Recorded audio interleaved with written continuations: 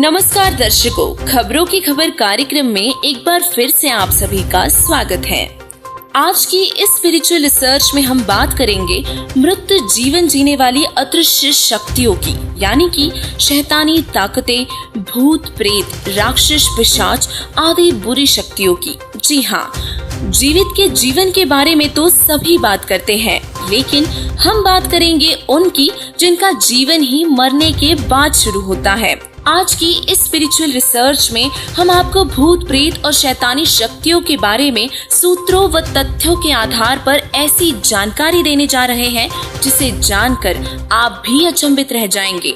भूत प्रेत आदि ऐसी अदृश्य शक्तियों के बारे में हम बचपन से ही सुनते आए हुए हैं, लेकिन इनका मृत जीवन कैसा होता है ये ठीक से कोई नहीं जानता।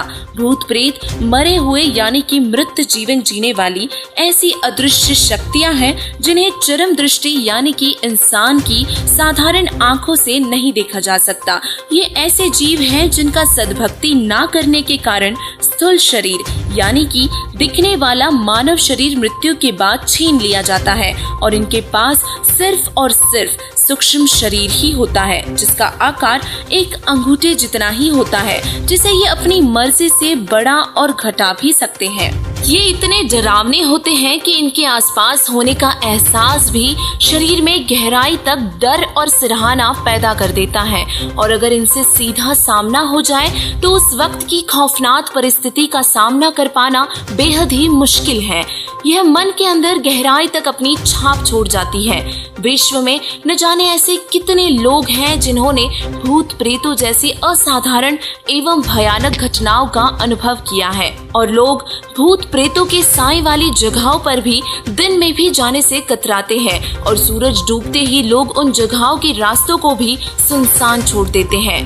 अगर बहुत मजबूरी हुई तो वहाँ से झुंड बनाकर गुजरते हैं, क्योंकि उन्हें हर समय डर रहता है कि कोई भूत का साया उनके पीछे ना पड़ जाए। अक्सर हमने यही सुना है कि भूत प्रेत खंडरों, शमशान घाट व कब्रिस्तान, सुनसान रास्तों व जगहों पर लंबे समय से खाली पड़े घरों और इमारतों व ऐसी जगहों पर रहते हैं जहां कोई दुर्घटना घटित हुई हो, क्योंकि दुर्घटना व अन्य कारणों से अकाल मौत मरने वालों की आत्मा अशांत होकर प्रेत बनकर भटकती रहती है। हम एक ऐसी दुनिया में रहते हैं जहां अब तक न जाने कितने ही लोग मरकर भूत प्रेत बनते रहते हैं। आप भले ही इस तथ्य पर यकीन ना करें, लेकिन यह पूर्ण सत्य है कि वर्तमान में जितने इंसान पृथ्वी पर रहते हैं उनसे 20 गुना ज्यादा भूत प्रेत रहते हैं। आपके घर में भी एक या दो नहीं बल्कि सैकड़ों भूत एक साथ रहते हैं, मंडली बनाकर रहते हैं जो आपको दिखाई नहीं देते। हर मोड़ पर इंसानों के भीतर डर और सिरहन पैदा करने के लिए प्रेत आत्माएं और अन्य शैतानी ताकतें अपना रौब दिखाती रहती हैं। आपकी हर हरकत पर, हर कदम पर बुरी व अच्छी आत्माओं और भूत प्रेतों की नजर रहती है। यह आत्माएं आपको एक पल के लिए भी तन्हा नहीं छोड़ती। हाँ, कई बार कुछ आत्माएं ऐसी होती हैं जो भीड़ भाड़ से बचते हुए आपको अकेलेपन में भी अपने होने का एहसास भी करवा देती हैं।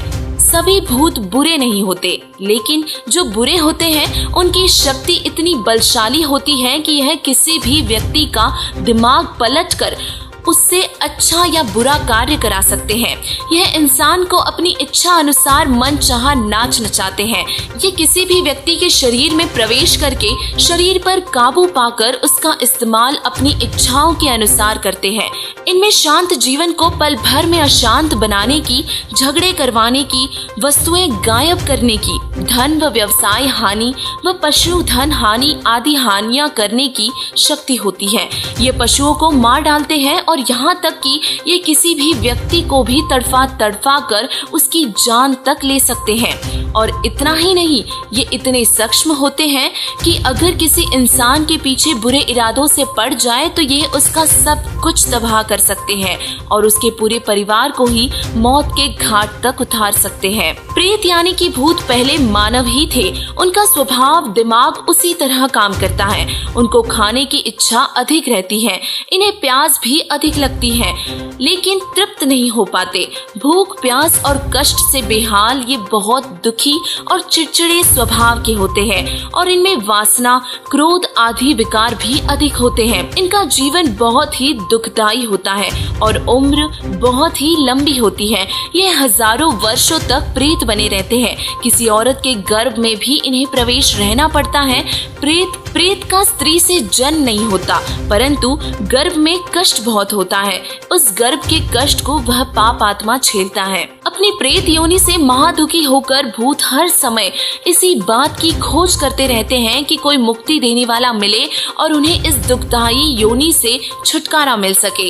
इसके लिए ये कभी किसी के घर में तो कभी किसी जंगल में भटकते रहते हैं और जहाँ इन्हें अच्छा भोजन व ऐशो आराम मिले उस घर के धनी व्यक्तियों के अंदर प्रवेश कर जाते हैं और शराब, चटपटा आहार व खाद्य पदार्थों और मिठाइयों का आनंद लेते हैं।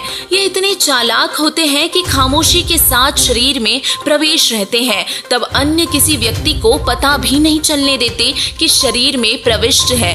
कुछ भूत ऐसे होते हैं कि जिस व्यक्ति के शरीर में प्रवेश होते हैं तो उस व्यक्ति की आत्मा को अचेत कर देते हैं और जब ये शरीर से निकलते हैं तब उस व्यक्ति को होश आता है और उसे कुछ याद नहीं रहता कि कोई प्रेत शरीर में था और उसने शरीर में रहकर क्या क्या किया।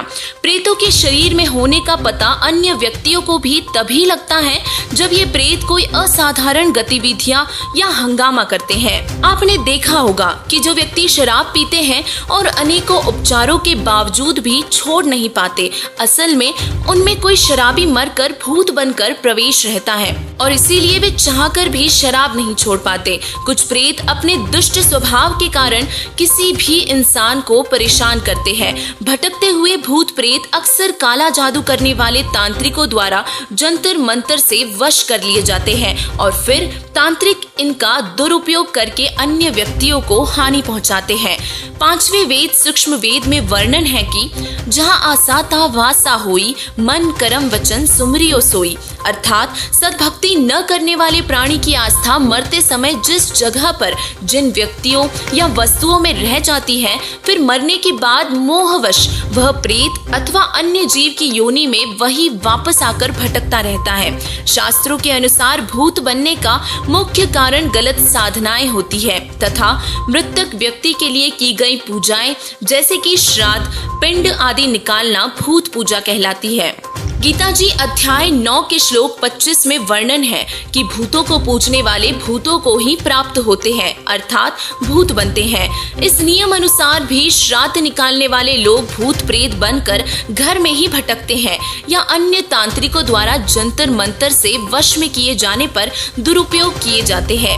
अक्सर हम देखते हैं कि भूत बाधा से पीड़ित लोग मंदिर, मस्जिद, चर्च में भी जाते हैं और उनके घरों में भी इतनी पूजा पाठ होने पर भी उन्हें प्रेत बाधा से छुटकारा नहीं मिल पाता, क्योंकि इसका पूर्ण रूप से छुटकारा सिर्फ सद्भक्ति से यानी कि शास्त्र अनुकूल भक्ति पूर्ण संत से लेकर करने से ही संभव है। क्योंकि शास्त्र प्रमाण देते हैं कि पूर्ण गुरु से सद्भक्ति मंत्र लेकर की गई साधना से 101 पीढ़ियां पार होती है, सर्व सुख होते हैं और 3 ताप का कष्ट भी समाप्त हो जाता है और भूत प्रेत पितर बाधा इन 3 तापों में से ही एक है। पूर्ण परमात्मा सद्भक्ति करने वाले साधक के साथ हर पल रहते हैं और परमात्मा की शक्ति व झलक सद्भक्ति करने वाले साधक के साथ दिखाई देती है, जिससे ये भूत प्रेत आदि बुरी शक्तियां उस भगत से 10 फुट दूर रहते हैं और निकट नहीं आ सकते। जिस घर के सदस्य पूर्ण गुरु से पूर्ण परमात्मा का नाम यानी कि सच्चे मंत्रों की दीक्षा ले रखी होती है, उस घर में भूत प्रेत आदि बुरी शक्तियां प्रवेश भी नहीं कर सकती। 5वें गुप्त वेद यानी कि सूक्ष्म वेद में लिखा है कि देवी देव ठाड़े भय हमको ठोर बताओ, जो मुझ कबीर को पूजे नहीं उसको लूटो खाओ। यानी कि पूर्ण परमात्मा का आदेश है कि जो मेरी सद्भक्ति करता है उसके निकट ये बुरी शक्तियां नहीं जा सकती और जो पूर्ण परमात्मा की सद्भक्ति नहीं करते उनको ये भूत प्रेत आदि बुरी शक्तियां उनको लूटती खाती है, यानी कि बहुत दुखी करती है।